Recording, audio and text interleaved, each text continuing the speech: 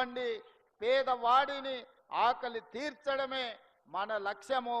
ఇదే నందమూరి తారక రామారావు గారికి ఘనమైన నివాళి అని నేను ఈ సందర్భంగా చెప్తున్నా.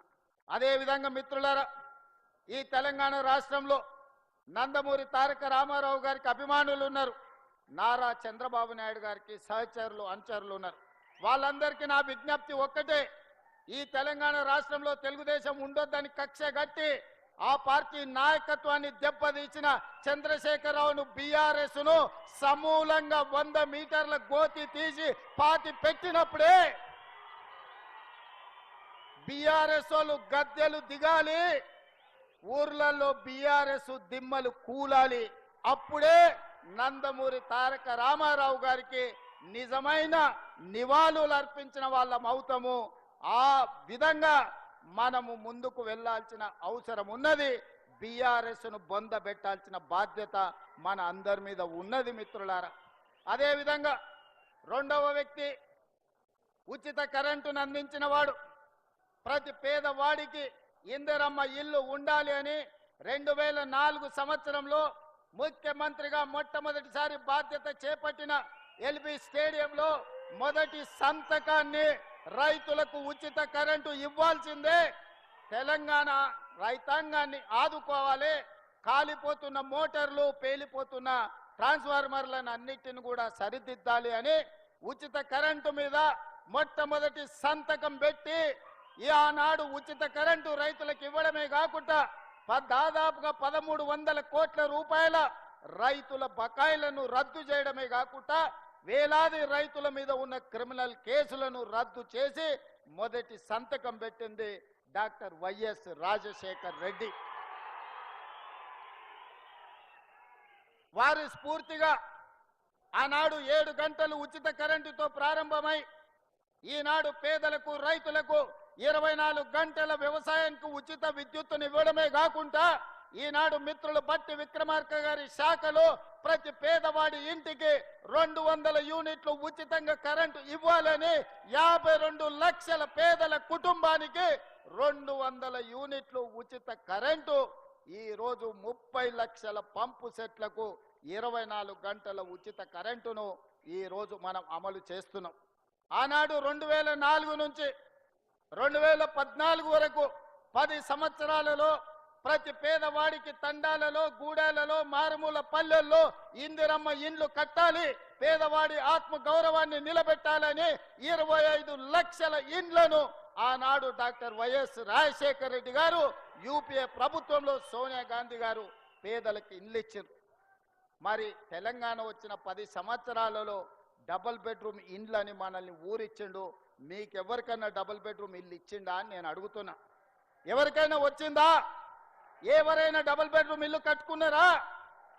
కానీ ప్రజాపాలన కాంగ్రెస్ పార్టీ అధికారంలోకి వచ్చిన మరుక్షణం మీ అభిమాన నాయకుడు పొంగులేటి శ్రీనివాస్ రెడ్డి గారి శాఖలో గృహ నిర్మాణ శాఖను పునరుద్ధరించి ఆనాటి ప్రభుత్వం రద్దు చేస్తే బీఆర్ఎస్ వాళ్ళు పేదోడి మీద కుట్ర చేసి పేదవాడికి ఇల్లు ఉండొద్దు, పేదవాడు ఎప్పుడు అడుక్క తినేటట్లనే ఉండాలి, వాళ్ళ మోచేతి నీళ్లు తాగాలి అన్నట్టుగా వ్యవహరిస్తే మీ అభిమాన నాయకుడు పొంగులేటి శ్రీనివాస్ రెడ్డి గారు గృహ నిర్మాణ శాఖ మంత్రిగా బాధ్యతలు చేపట్టి ఈరోజు మొదటి సంవత్సరంలోనే పేదవాళ్లకు ఇందిరమ్మ ఇల్లు ఇవ్వాలని 4.5 లక్షల ఇండ్లు, ప్రతి నియోజకవర్గానికి 3500 ఇందిరమ్మ ఇండ్లు, ప్రతి పేదవాడికి ఇల్లు అనుమతి వస్తే 5 లక్షల రూపాయలు ఉచితంగా ఇవ్వాలని ఆ పథకాన్ని మీ జిల్లాలోనే, ఖమ్మం జిల్లాలోనే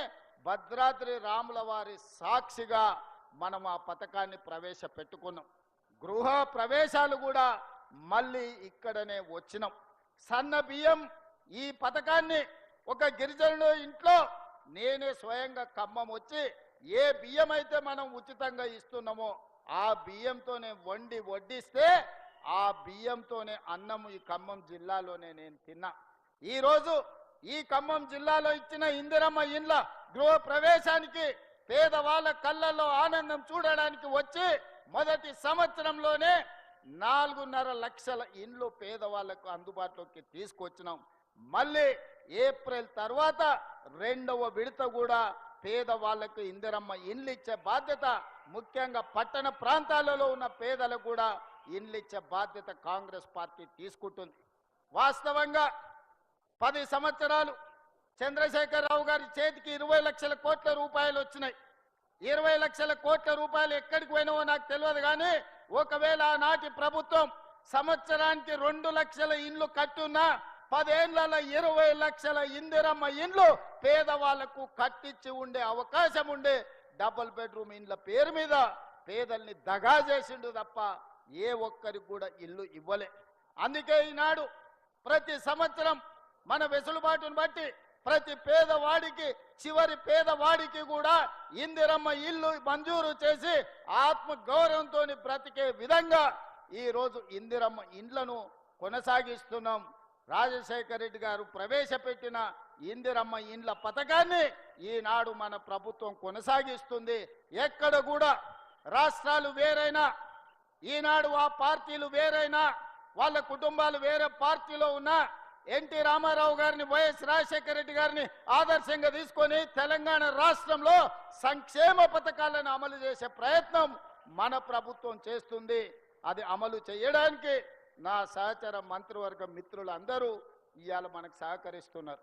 మిత్రులారా, 2 సంవత్సరాలు పూర్తి చేసుకున్నాం. ఈ మధ్యనే 5 సంవత్సరాల కోసం ఎన్నికైన ప్రభుత్వాన్ని మొదటి సంవత్సరం పూర్తిగాక ముందు నుంచే ఒక పక్కన శుక్రాచార్యుడు, ఇంకొక పక్కన మారీచుడు, సుబాహుడు బయలుదేరినరు మీరు దిగాల్సిందే అని.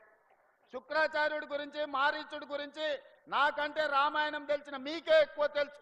ఆనాడు పురాణాలలో దేవతలు యజ్ఞాలు యాగాలు చేస్తుంటే వాటిని భగ్నం చెయ్యాలి, సామాన్య ప్రజలకు మేలు కోసం ఆనాడు దేవతలు యాగాలు చేస్తుంటే పేదలకు మేలు జరగొద్దు అని ఆ యాగాలను భగ్నం చేసే పని మీద రాక్షసుల కులగురువు, బ్రహ్మ రాక్షసుల కులగురువు బకాసురుడు లాంటి వాళ్ళను, మారీచుడు లాంటి వాళ్ళను, రావణాసురుడు లాంటి వాళ్ళకు కులగురువు ఎవడంటే శుక్రాచార్యుడు. భూ బకాసురులకు, ఈరోజు భూ కబ్జాదారులకు, ఈరోజు హత్యలు చేసేటోళ్లకు, ఆక్రమించుకునేటోళ్లకు అధికారాన్ని అడ్డం పెట్టుకొని తెలంగాణ రాష్ట్రాన్ని దోసుకునేటోళ్ళకు కూడా ఒక శుక్రాచార్యుడు రాక్షస కులగురువు ఉన్నాడు. ఎక్కడున్నాడా? ఎర్రవల్లి ఫామ్ హౌజ్లో ఉన్నాడు. ఎర్రవల్లి ఫామ్ హౌజ్లో ఉండి పన్నాగాలు పన్నుతుంటాడు. శకుని మామ పన్నినట్టు పన్నాగాలు పన్నుతుంటాడు. దుర్యోధన వంశాన్ని ఎంబడి పెట్టుకొని ఏదో రకంగా ఈరోజు కుట్రల కుతంత్రాలతోని ప్రజా పాలనను, పేదల ప్రభుత్వాన్ని పడగొట్టాలని ఆలోచన.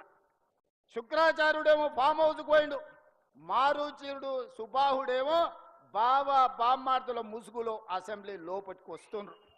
ఇవాళ మారీచుడు మీకు తెలుసు, మారీచుడే మాయ జింక రూపంలో సీతను ఎత్తుకపోవడానికి రావణాసురుడికి సహకరిస్తే చివరికి మారీచుడి సావు రాముడి చేతిలోనే తప్పలేదు.